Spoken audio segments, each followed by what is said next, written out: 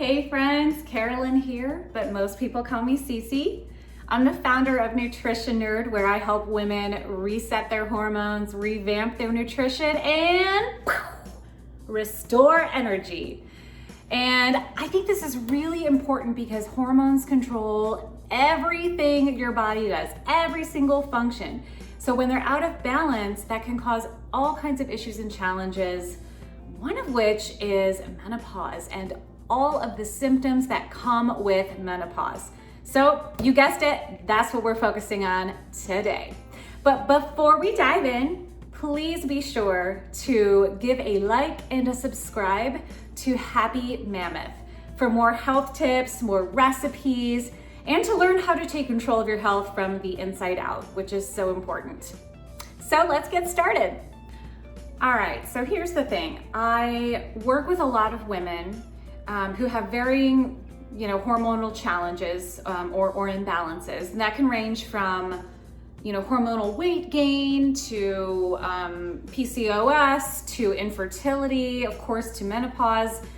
And kind of the one common thread or trend that I tend to see is that if a woman has had a really hard time coming off of birth control and kind of restoring balance naturally, then when she gets to the point of menopause, she's very reluctant to undergo hormonal replacement therapy or HRT. And I can see why. I mean, synthetic hormones, like the ones found in contraceptives, the ones that are used in HRT, they kind of wreak havoc on your body. So it's, I tell people a lot, it's like putting a Band-Aid on the challenge by forcing these synthetic hormones to be coursing through your body, rather than fixing the underlying systemic issue to help restore natural production and balance. So these women that are kind of, reluctant to try HRT often ask me, like, what are the things I can do naturally to really manage my symptoms? What are the alternatives to hormone replacement therapy? And how do I know, when I'm ready to try those and things like that. So I want to talk a little bit about that today because there are just a small handful of really easy things that you can start doing now before you have to go to HRT, and you may never even need to go to HRT. So why not give these natural, free things a try before you look at alternatives? So that's what we're going to do. We're going to talk about those. So I always advise women to try one of these natural routes. The first one, you're gonna groan when you hear it, but I'm sorry, it's so obvious and it's so easy with such great results. Change your diet. Yes, change your diet. So I'm not just gonna say that and not give you specifics. So here are the specific things you need to do to change your diet, okay?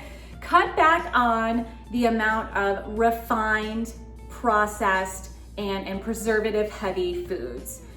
Those foods are often laced with added sugars that we're not really aware of unless we're scrutinizing the ingredients labels. They're also laden with vegetable oils that are really harmful for us. And those added sugars and those vegetable oils cause chronic inflammation in the body. And when you have chronic inflammation, all it's gonna do is make your symptoms worse. So cut back on that stuff as much as you can. Cut it out completely if you have the willpower, but the goal is to minimize processed foods, okay? So another really good strategy when we're thinking about changing your diet is to minimize the amount of spice that you have in your foods. I think a lot of people overlook this because, people like spicy foods. They like hot sauce. Like I put my Cholula on everything. But when you're experiencing hot flashes in particular, this completely exacerbates the problem. So cut down on the spice, cut down on the heat level of your foods, and try to make them a little bit more mild. I promise that will help. Okay, and then the third thing that you can do around changing your diet has to do with two vitamins. So you wanna increase your intake of calcium and increase your intake of vitamin D. So calcium, we all know, makes our bones stronger. And especially as we start thinking about menopause, osteoporosis becomes a very real thing on the horizon. And so we want to prolong that as much as possible. But when you are increasing calcium while you're increasing vitamin D, those two are like best buds. And vitamin D can actually help your body better absorb the calcium. So you always want to up those two in tandem. Vitamin D, our bodies don't manufacture it, so it's important to supplement with that to make sure that we are getting enough of what we need on a daily basis. Okay, so that was changing your diet. 3 easy-ish things. No processed foods, reduce spices, increase calcium and vitamin D intake or supplementation. Cool? All right. So, number 2, exercise regularly. I'm sorry, I'm not gonna preach about exercise. I think it's really important for everyone to find what works best for them. I'm not gonna sit here and say you have to do a certain type of exercise. Just move your body. Go on a 20-minute walk at a leisurely pace. Make sure that you're getting up at regular intervals throughout the day. If you're a runner, go for a jog, but just move your body for 20 to 30 minutes per day. Now, I will say this, if you are a gym fiend, then it's really important to know this. A lot of cardio is actually going to make your symptoms worse. What you want to be thinking about is resistance training and strength training so that you're replacing any of the hormonal weight gain, like that body fat, like right around here. You're replacing that with lean muscle because of the strength training you're doing. Don't be afraid, you're not going to bulk up. You can't lift that much, that heavy. You're not going to get big and bulky. You're going to end up leaning out. And actually, this is another important thing to help with osteoporosis as well. So strength training, but really the most important thing is move your body every day. Move your body every day, okay? All right. So I have another one I want to talk about to help manage your symptoms. This is important, so important. Supplement.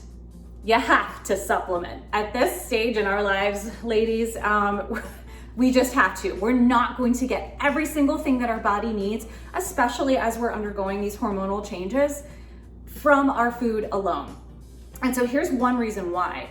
When you look at modern farming practices, okay, well, hold on. I live in Ohio, and whenever I have to drive to another part of Ohio, or like I'm going to a neighboring state like Pennsylvania, I go by miles and miles of fields just planted with corn and wheat and corn and wheat and corn. Has this happened to you? Do you see this on your road trips? It's just like acres and acres of the same crop. So this monocropping system is actually depleting our soil of some really important nutrients like zinc, magnesium, things like that. Things that we would naturally derive from our food because of the soil it was grown in. And when we're not getting biodiversity in the way that farmers are practicing their farming, that actually hurts us from a nutrient perspective. So we have to supplement. All right, so let's double click into the idea of supplements for a second. I'm actually gonna take you into my cupboards and show you all of the supplements I take.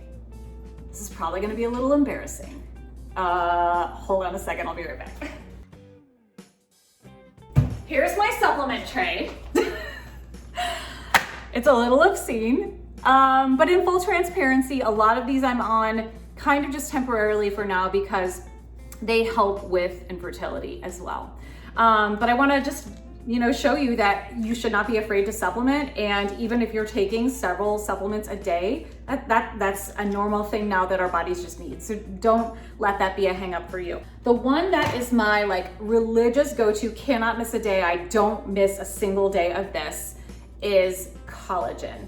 Collagen is such a powerhouse when you think about how it promotes bone and joint function.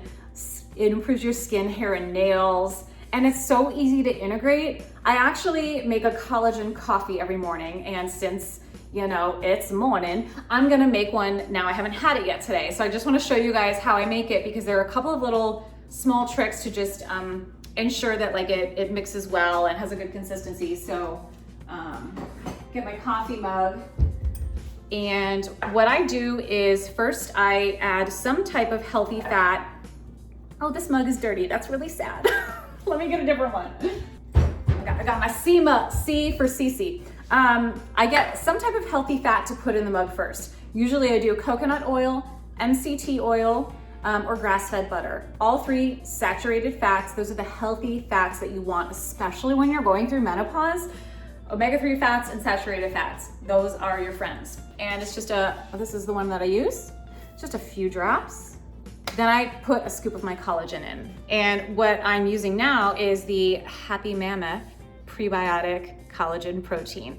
This is a game changer because of the inclusion of prebiotics actually in the collagen. So by putting the prebiotics actually into the collagen, it helps ensure that my gut is getting all of the nourishment for the good bacteria. So I love that they include that in their collagen. That's not something I've seen before. And so that scoop went into my cup. I'm now pouring my coffee in. I fill it about 3/4 because there's one additional step. It's important to get this mixed, otherwise you're gonna get clumps of collagen in your coffee. And well, that's a nice alliteration. It doesn't sound like it will taste very good. So I use a little frother that I got on Amazon for like 10 bucks, and I just like hand mix it. And it just takes a second, gets all the clumps out, gets the fat from the MCT oil nicely distributed. And then we're ready to go. Top off my coffee and bam, caffeinated and collagenated and ready to take on the day. Cheers, my friends. Yep, that's a vanilla bean flavor too. So it's like this lovely little vanilla latte treat that I get from that collagen. I love it. All right, guys, thanks for hanging with me today in the kitchen. Always a pleasure. I hope that you have learned something and enjoyed our time together today. Remember that if you want to get more health and wellness tips, recipes, or really learn more about how to take control of your health from the inside out, please like this and subscribe to Happy Mammoth. They are literally on every channel you can possibly think of, from YouTube, of course, to Facebook, Pinterest, TikTok, Instagram. So pick your channel and give them a follow. And that's all for now. Have a great day.